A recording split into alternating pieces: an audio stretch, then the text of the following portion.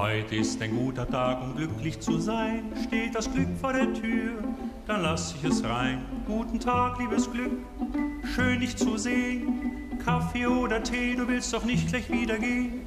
Bleib ganz entspannt, halt dich nicht fest, denn ich weiß, dass du bleibst, wenn man dich lässt. Geburtstagsständchen fürs Grundgesetz zum 75. Gefeiert mit einem Staatsakt in Berlin. Aber das, was der Musiker Max Rabe dort heute mit der ihm eigenen feinen Ironie sang, ein guter Tag, um glücklich zu sein, das wollen wir im Laufe dieser Sendung doch noch ein wenig sezieren. Wie glücklich wären die Verfassungsväter und Mütter am heutigen Tag? Wären sie zufrieden oder besorgt? Wie angreifbar sind unsere Verfassung und auch jene, die sie hüten? Dazu später noch ein Gespräch mit dem Präsidenten des Bundesverfassungsgerichts. Und natürlich auch ein Bericht vom heutigen Staatsakt. Aber beginnen wollen wir mit einem Stimmungsbild von 4 Menschen mit sehr unterschiedlichen Lebensläufen. Befragt hat sie Christat Lepple. Das Land feiert den 75. Hand aufs Herz. Würden Sie für das Grundgesetz kämpfen? Das tue ich ja, indem ich zum Beispiel solche Interviews gebe. Also ich bin Journalist. Ich setze mich aktiv für Artikel 5 des Grundgesetzes ein. Ich würde mich persönlich für das Grundgesetz und die Verfassung einsetzen. Soweit sind wir natürlich noch nicht. Ich glaube, es gibt auch noch keinen Grund, hysterisch zu werden. Seit 75 Jahren leben wir mit dem Grundgesetz. Erst getrennt, seit 1990 vereint. Eine große Mehrheit findet die Verfassung gut, 81%. Aber viele sind unzufrieden. Es ist paradox. Das Grundgesetz garantiert Meinungsfreiheit, doch knapp die Hälfte der Deutschen glaubt, man dürfe seine Meinung nicht mehr frei sagen.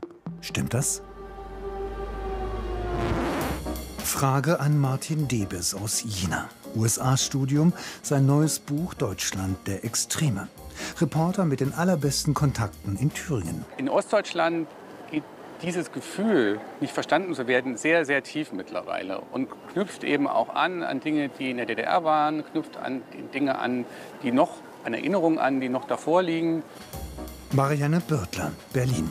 Ihr Werk: Halbes Land, ganzes Leben. DDR-Bürgerrechtlerin, Stasi-Beauftragte, überzeugte Demokratin. Es gibt Feinde der Freiheit, außen und innen.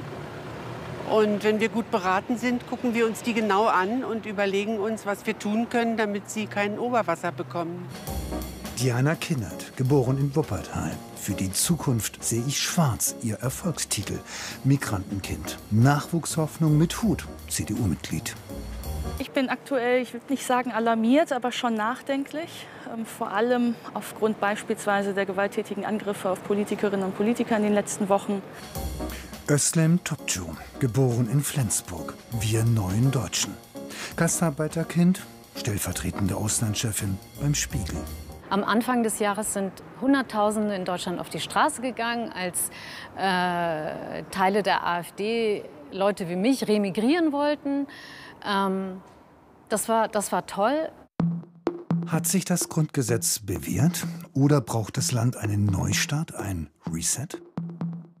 Dieses Land braucht einen Neustart auf vielfältige Art und Weise. Nur gerade beim Grundgesetz und bei der Verfassung würde ich sagen, dass sich das bewährt hat. Wir sind mitten in einem Neustart dieser Gesellschaft und es ist ja auch ein Experiment, was stattfindet. Was das Land eher braucht, ist mal so eine richtig gute Erzählung. Wofür stehen wir eigentlich? Wer wollen wir sein? Also Neustart hört sich so an, dass es auch schief gehen kann, finde ich. Aber mehr Demokratie, auch zwischen den Menschen, das haben wir schon nötig. Das Grundgesetz wird 75. Na dann, herzlichen Glückwunsch. Blicken wir zurück auf die Geburtsstunde 1949. Es war ein Neuanfang in harten Zeiten. Der Parlamentarische Rat, der als verfassungsgebende Versammlung das Grundgesetz schreiben sollte, hatte zunächst Mühe, für die Eröffnungsfeier geeignete Räumlichkeiten zu finden, weil in Bonn kaum noch ein Gebäude stand, das repräsentativ genug war. So entschied man sich für das Naturkundemuseum König. Ein stattliches Haus, aber wohin mit den vielen ausgestopften Tieren, die dort ausgestellt waren? Die mussten aus dem Lichthof weichen. Und wenn man genau hinschaut, dann sieht man, ein Vorhang hing höher als die anderen. Dahinter wurde eine Giraffe versteckt, die schlichtweg zu groß war, um sie verschwinden zu lassen. So wurde sie zur stillen Zeitzeugin und berühmt als die Bundesgiraffe. Es musste in diesen Zeiten eben improvisiert werden. So wie ja auch das ganze Grundgesetz als Übergangslösung gedacht war bis zu einer deutschen Wiedervereinigung. Und so erarbeiteten dann die 61 Männer und 4 Frauen des Parlamentarischen Rats ihr Statut für eine stabilere Demokratie. Am 8. Mai 1949 wurde das Grundgesetz angenommen, exakt 4 Jahre nach Kriegsende. Konrad Adenauer, Präsident des Rates und später der erste Bundeskanzler, unterzeichnete das Grundgesetz dann genau heute, am 23. Mai vor 75 Jahren. Einen Tag später trat es in Kraft. Wie dem heute in Berlin gedacht wurde, berichtet Bernd Bentin. So pocht das Schicksal an die Pforte. Mit diesen Worten beschrieb Beethoven angeblich diese seine berühmteste Tonfolge. Die passende Sinfonie also für ein Buch, das das Schicksal von Nachkriegsdeutschland geprägt hat. Den Grundgesetzgeburtstag beginnt der Bundespräsident mit Lob im Superlativ. Meine Damen und Herren, liebe Gäste, ich bin fest davon überzeugt, diese Verfassung gehört zu dem Besten, was Deutschland hervorgebracht hat. Kern von Steinmeiers Rede ist das Verhältnis zwischen Ost und West. 75 Jahre Grundgesetz, zumindest in den alten Bundesländern, und 35 Jahre Mauerfall. Das sei ein doppeltes Glück.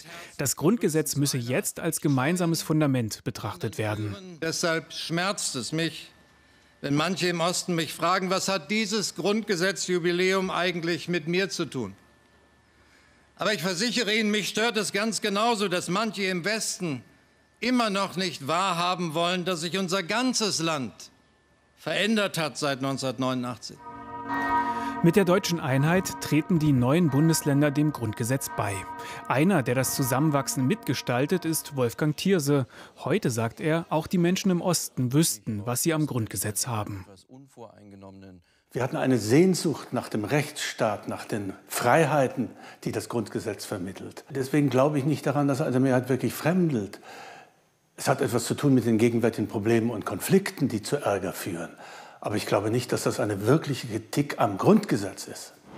Und auch eine andere Frage begleitet diesen Grundgesetzgeburtstag.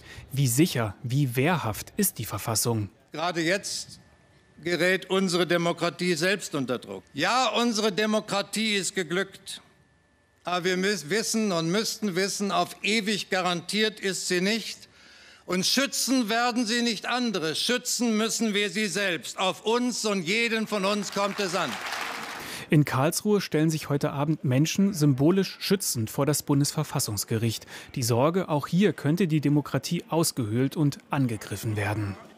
Ja, das kriegt man ja mit Blick auf andere Staaten, auf Entwicklung von Institutionen. Aktuell gibt es natürlich schon eine Polarisierung und mir macht es schon auch Sorge, dass die Gesellschaft sich da an manchen Stellen spaltet. Ja, gerade heutzutage wird ja immer mehr gegen die Demokratie, sage ich mal, agiert und deswegen muss man Flagge zeigen. Flagge zeigen fürs Grundgesetz, in besonderen, in angespannten Zeiten. Stefan Habert ist uns zugeschaltet, der Präsident des Bundesverfassungsgerichts. Guten Abend, Herr Habert. Guten Abend, Frau Slomka.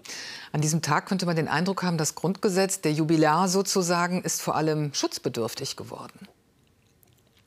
Ich glaube, dass der heutige Tag uns Anlass gibt, zurückzuschauen auf die unglaubliche Erfolgsgeschichte, die diese Verfassung für unser Land bedeutet. Aber es ist natürlich auch ein Anlass, in die Gegenwart zu schauen und in die Zukunft. Und wir leben in einer Gegenwart, in der freiheitliche Demokratien nicht nur in Deutschland größeren Attacken und größeren Bedrohungen ausgesetzt sind als noch vor einigen Jahren. Dieses Gefühl scheinen doch auch recht viele Leute zu teilen. Heute in Karlsruhe gab es sogar eine Menschenkette um Ihre Institution, um das Bundesverfassungsgericht. Ist dieses Bundesverfassungsgericht auch angreifbar von Demokratiefeinden? Das Bundesverfassungsgericht hat einen Verfassungsauftrag, den es jetzt seit 73 Jahren sehr konsequent und sehr unerschrocken wahrnimmt. Das Bundesverfassungsgericht sieht sich im Augenblick keinen konkreten Attacken auf die Wahrnehmung seines Verfassungsauftrags ausgesetzt. Sollte es zu solchen Attacken kommen, wird das Bundesverfassungsgericht darauf auch antworten. Unerschrocken und sehr entschlossen. Ich bin aber überhaupt nicht in einer alarmistischen Stimmung. Ich bin auch nicht aufgeregt, aber es ist möglicherweise die Stunde kluger Verfassungsvorsorge, um zu verhindern, dass etwas eintreten könnte, was wir in anderen Ländern gesehen haben. Eben, wir haben ja zum Beispiel in Polen gesehen oder in Ungarn gesehen, wie gerade auch über die Unabhängigkeit von Richtern eine Demokratie ausgehöhlt wird oder zu einer illiberalen Demokratie umgeformt, wie Herr Orban sagen würde. Und deshalb gibt es ja auch ganz konkrete Überlegungen, dass man zum Beispiel das Bundesverfassungsgericht besser schützen müsste, indem man Gesetze, die das regeln, wie zum Beispiel Richter gewählt werden, ins Grundgesetz aufnimmt. Halten Sie davon etwas? Ich finde es zunächst einmal richtig, dass diese Diskussion im Augenblick geführt wird. Ich werde nicht mit Vorschlägen jetzt dem Gesetzgeber vorgreifen. Der Gesetzgeber ist nach dem Grundgesetz zuständig dafür, den normativen Rahmen des Gerichts zu setzen. Ich finde es aber wichtig, dass die Debatte geführt wird.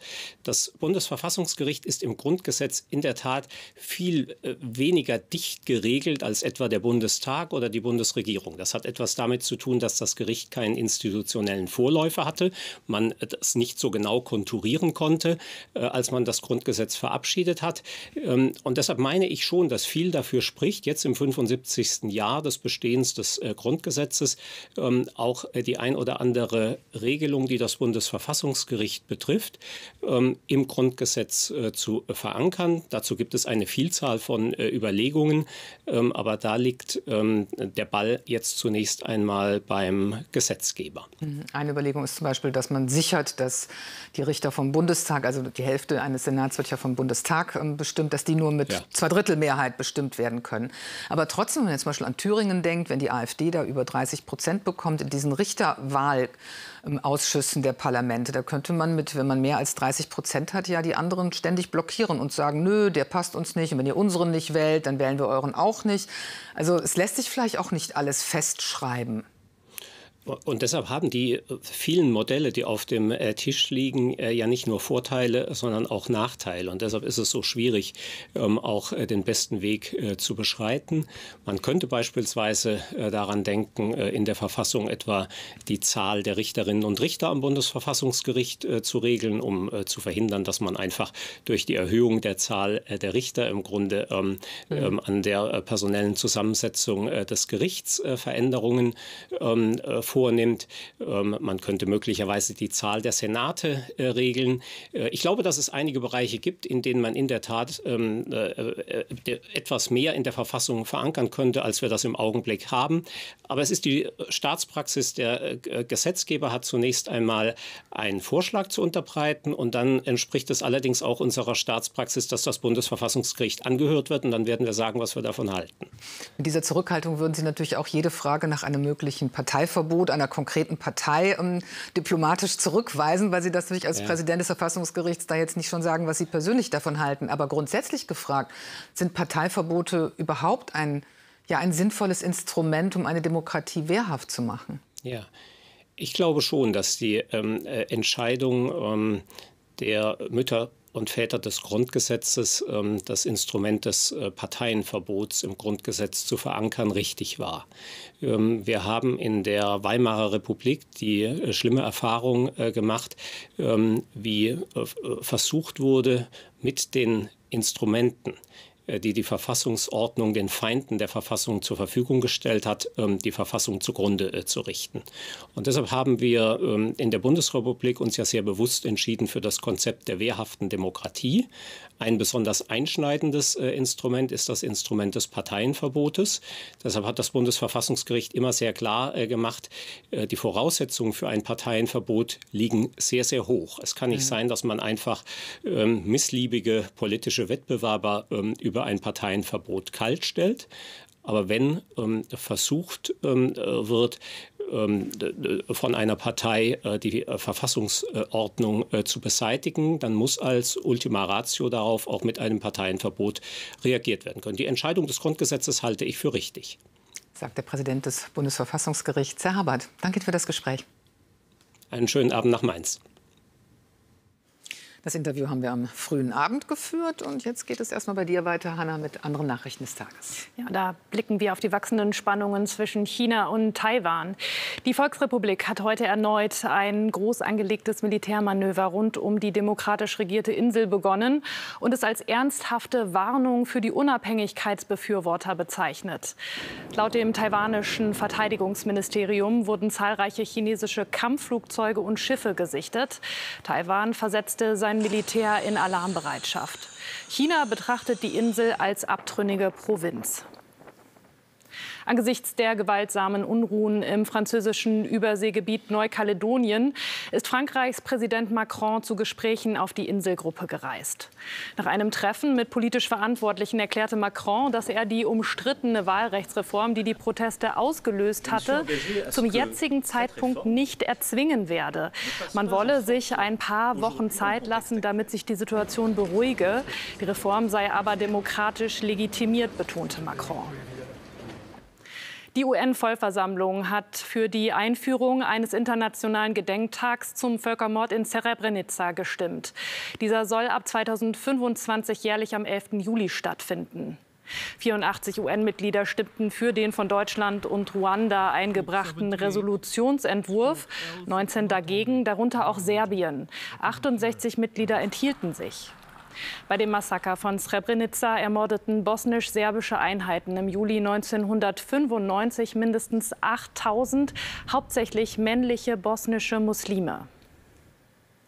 Die Zahl der Schutzsuchenden in Deutschland ist im vergangenen Jahr leicht angestiegen.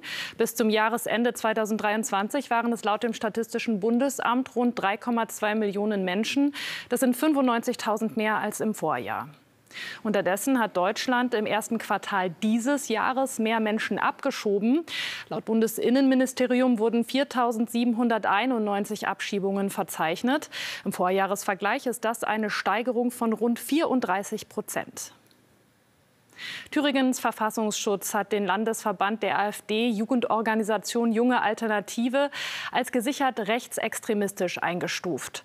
Die durch die JA Thüringen vertretenen Positionen seien unvereinbar mit dem Grundgesetz, hieß es in einer Mitteilung der Behörde. So beziehe sich Thüringens Junge Alternative regelmäßig auf ein ethnisch homogenes deutsches Staatsvolk und eine deutsche Abstammungsgemeinschaft. Die JA wurde bereits seit 2021 als Verdachtsfall geführt.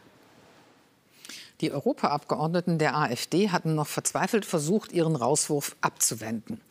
Es half nichts. Die Führung der Rechtsaußenfraktion im Europäischen Parlament hat sie allesamt vor die Tür gesetzt. Selbst die ultrarechte Lega aus Italien und Marine Le Pens Rassemblement National wollen die Deutschen nicht mehr mit an Bord haben. Marine Le Pen macht auch wenig Hehl daraus, was sie von den Parteichefs Alice Weidel und Tino Kruppalla hält. Die AfD sei eine, Zitat, Bewegung, die nicht geführt wird und die offensichtlich unter dem Einfluss radikaler Gruppierungen steht.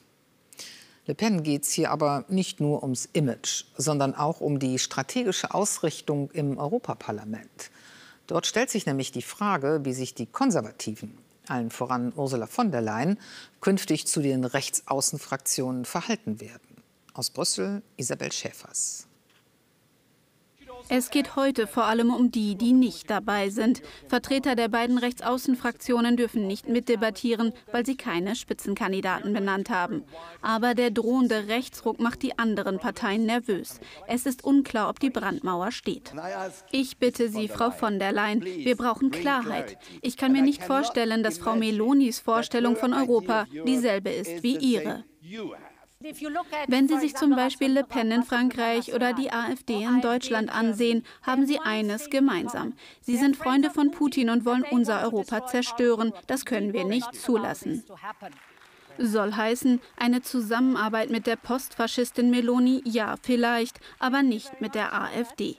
Und die ist mittlerweile sogar den Rechten zu extrem. Nicht jeder SS-Mann sei ein Verbrecher gewesen, hatte AfD-Spitzenkandidat Maximilian Krah in einem Interview gesagt und damit den Bogen überspannt. Die AfD wurde heute aus ihrer Fraktion ID ganz rechts außen rausgeworfen. Eine Krise auch für die Parteispitze. Doch öffentlich gibt sich die AfD gelassen. Das bedeutet, dass wir jetzt 2 Wochen intensiv Wahlkampf machen und danach werden wir dafür sorgen, dass wir das Vertrauen der internationalen Partner zurückgewinnen und am Ende werden wir wieder Mitglied der ID-Fraktion sein. In Brüssel ist der Tenor heute, der Rauswurf der AfD ändert nichts. Die Idee bleibt eine Fraktion von Anti-Europäern, die gegen den Rechtsstaat sind und die wohl zweifelhafte Verbindungen zu Mächten außerhalb Europas haben. Dementsprechend ist das jetzt ein sehr billiges Manöver. Deshalb werden wir keine Mehrheiten gemeinsam mit denen bauen. Und so hilft der Rauswurf der AfD auch von der Leyen wohl nicht. Sie muss sich weiter fragen lassen, mit wem sie künftig zusammenarbeiten will. Für ihre bisherige lose Koalition aus der konservativen EVP, den Sozialdemokraten und den Liberalen könnte es auch dieses Mal knapp reichen. Die 3 kommen zusammen laut aktuellen Umfragen auf 409 von 720 Sitzen. Trotz Verlusten noch immer eine Mehrheit. Aber was viele besorgt, ist die Stärke der beiden Fraktionen rechts außen, die stark zulegen auf aktuell 190 Sitze. Grüne und Linke müssen mit Verlusten rechnen, kommen zusammen nur noch auf 92 Sitze. Die Gefahr ist weniger, dass sie wirklich antieuropäische Gesetze erlassen, weil es auch unter den rechten Parteien extrem viele Differenzen gibt. Die Gefahr ist eher, wenn die rechten Parteien so stark werden, dass sie Mehrheiten blockieren könnten. Und die Gefahr für Ursula von der Leyen bleibt, dass sie ihre bisherigen Partner verprellt, wenn sie sich zu lange alle Optionen, auch nach rechts außen, offen hält. Und jetzt geht's bei dir noch mal weiter, Hanna, mit dem Blick auf die Wirtschaft, genau genommen auf die Weltwirtschaft. Die G7-Finanzministerinnen und Finanzminister tagen seit heute im italienischen Stresa. Und dabei steht auch der Handelskonflikt mit China auf der Agenda. US-Finanzministerin Yellen kritisierte die Volksrepublik vorab scharf und rief die anderen G7-Staaten zur Einigkeit auf. Frank Bethmann, was fordert Yellen genau und droht da eine weitere Verschärfung des Konflikts? Die US-Finanzministerin erwartet nichts weniger als eine abgestimmte Reaktion des Westens, eine Antwort darauf, dass China die Weltmärkte mit Produkten überschwemme, die oftmals, so ihre Argumentation, mit hohen Subventionen entstehen. Die Lage spitzt sich zu. Erst jüngst hatten die USA bekannt gegeben, ab 1. August Produkte aus China, darunter Stahl, Aluminium, Halbleiter, Solarzellen und Elektroautos mit teils horrenden Strafzöllen zu belegen. China erwägt nun Strafzölle auf importierte Fahrzeuge mit großen Motoren. Das würde vor allem Premium-Hersteller von Verbrennerfahrzeugen treffen. Kurzum, insbesondere deutsche Unternehmen wie Porsche, BMW oder Mercedes. Die Handelsstreitigkeiten belasten den Welthandel und schaukeln sich so langsam hoch. Die EU prüft derzeit, wie sie verhindern kann, dass immer mehr Billigwaren aus China nach Europa kommen. Wie könnte das aussehen? Es geht um die Neuordnung von Importregeln. Hinter dem, was sich so sperrig anhört, steht eine mögliche Abschaffung der 150 € Zollgrenze. Für Päckchen unter einem solchen Warenwert müssen derzeit bei der Einfuhr in die EU keine Zollgebühren bezahlt werden. Eine Abschaffung dieser Regelung könnte Unternehmen wie dem chinesischen Online-Discounter Temu treffen, der in sehr großem Umfang billige Produkte nach Europa exportiert. Vielen Dank, Frank, für deine Einschätzung. Der Aufsichtsrat von ThyssenKrupp hat dem Teilverkauf der kriselnden Stahlsparte an einen tschechischen Investor zugestimmt, gegen den Willen der Arbeitnehmervertreter. Mehrere tausend Beschäftigte des Konzerns hatten heute gegen das Vorhaben protestiert. Sie fürchten unter anderem um ihre Arbeitsplätze. Konkret geht es um den Einstieg des Energieunternehmens EPCG, das zunächst 20% des Stahlgeschäfts übernehmen will. Die IG Metall kritisierte zu wenig Transparenz im Verkaufsprozess. Und es gibt eine amtliche Unwetterwarnung des Deutschen Wetterdienstes, und zwar vor schwerem Gewitter im Südosten Bayerns. Zum Fußball. Der Däne Bo Svensson wird neuer Trainer des Bundesligisten Union Berlin. Das hat der Verein heute mitgeteilt. Der 44-jährige frühere Fußballprofi war bis 2023 Cheftrainer bei Mainz 05. Er folgt auf Nenad Bjelica, der kurz vor Saisonende freigestellt wurde. Deutschland ist im Viertelfinale der Eishockey-Weltmeisterschaft in Tschechien ausgeschieden. Das Team von Bundestrainer Kreis unterlag in einem hart umkämpften Spiel dem Erzrivalen Schweiz mit 1:3. Damit beendet die DEB-Auswahl, die im vergangenen Jahr noch Vize-Weltmeister wurde, das Turnier auf dem 6. Platz. Die Welt der Graffiti-Kunst ist ja eine ziemlich vielfältige. Von dem, was man im Volksmund als Schmiererei bezeichnen würde, bis hin zu einem Banksy, bei dem sogar für ein geschreddertes Kunstwerk fast 19 Millionen Euro geboten wurden. So kann aus einem Straßenkünstler, der in der illegalen Sprayer-Szene unterwegs war, ein weltberühmter Akteur des Kunstmarktes werden, ob er will oder nicht. Dieser Grauzone zwischen arrivierter Urban Art und illegaler Graffiti-Kunst widmet sich derzeit eine Ausstellung in Saarbrücken im Historischen Museum Saar. Claudia Oberst hat sie sich angesehen. Sie entstehen heimlich, nachts, mitten in der Stadt, illegal. Graffiti und Street Art erzählen die Geschichte des 20. Jahrhunderts. Am Anfang markieren nur ein paar Kids ihr Viertel, ihr Revier. Dann hat einer angefangen und gesagt, ich mache das in der ganzen Stadt. Dann gab es einen Zeitungsartikel, dann ist es ein Riesenboom, haben alle angefangen, oder sehr viele Teenager angefangen, das zu machen. Und dann gab es natürlich Konkurrenz. Wenn viele Leute was machen, wie hebt man sich ab? Indem man bunter, größer, wilder wird. Die New Yorker U-Bahn der 70er, eine rollende Leinwand. Die Graffiti-Welle schwappt nach Europa. Die Spraydose, das Megafon einer Generation, die sich, wie hier in Aachen, gegen das Establishment, gegen die Eltern auflehnt. Das ist ganz viel auch so eine Reaktion auf Sachen, die passiert sind, Gentrifizierung, Häuser abgerissen und so weiter. Die Sachen, die in Aachen passiert sind, aber viel auch Weltgeschichte, dass der Faschismus noch nicht aufgearbeitet wurde. Und die haben ganz viel diese Sachen aufgenommen und haben sich dazu geäußert. Die Ausstellung zeigt Street Art von 1960 bis 1995. Die 80er. Keith Haring und Jean-Michel Basquiat im East Village in New York. Auch sie war dabei. Jane Borman. Es sind die Reagan-Jahre. Amerika wird konservativer, religiöser. Borman protestiert. Der amerikanische Traum als Geisel der Politik. Das schien für mich und meine Freunde im East Village fast so etwas wie eine bürgerliche Pflicht zu sein. Wir hatten das Gefühl, natürlich müssen wir diese Art von Kunst machen.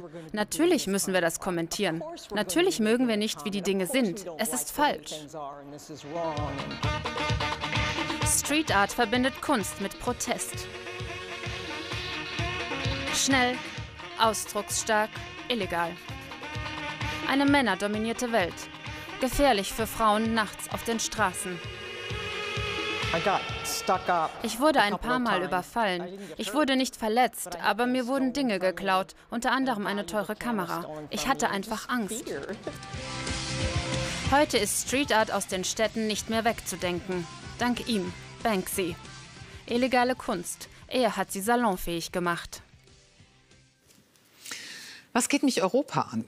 Das mag sich manch einer fragen, jetzt vor der Europawahl. Und dieser Frage geht gleich eine sehr sehenswerte Dokumentation nach auf einer Reise entlang der Außengrenzen Deutschlands. Und gegen 0:15 Uhr meldet sich dann hier Gundula Gause mit unserem Heute-Journal-Update. Auf Wiedersehen. Tschüss.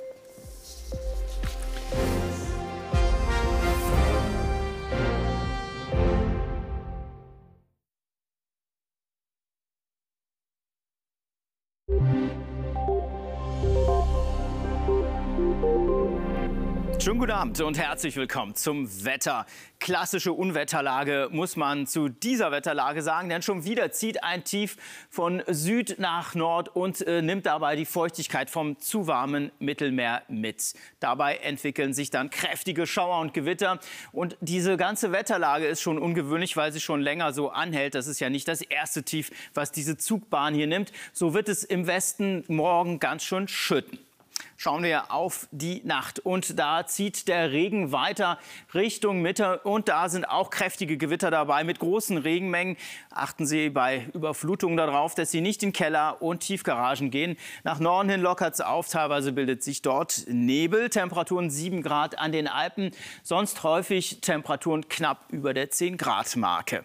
Morgen also nach Westen hin mit dem Tagesgang, also wenn die Sonne hier auch noch in Einsatz kommt, gibt es hier kräftige Quellen Verteilung, Schauer und Gewitter. Das Ganze verlagert sich mit dem Tief allmählich nordwestwärts und größere Regenmengen sind hier auf jeden Fall zu erwarten. Nach Norden hin gibt es viel Sonnenschein bei höchsten Temperaturen im Osten bei 26 Grad. Hier also ein Sommertag, sonst aber in der Südhälfte, ja, da kratzen wir gerade an der 20-Grad-Marke. An den Alpen sind es 17 Grad. Die nächsten Tage, Schauer und Gewitter begleiten uns weiterhin 17 bis 25 am Samstag und am Sonntag am ehesten noch im Westen relativ freundlich. Einen schönen Abend.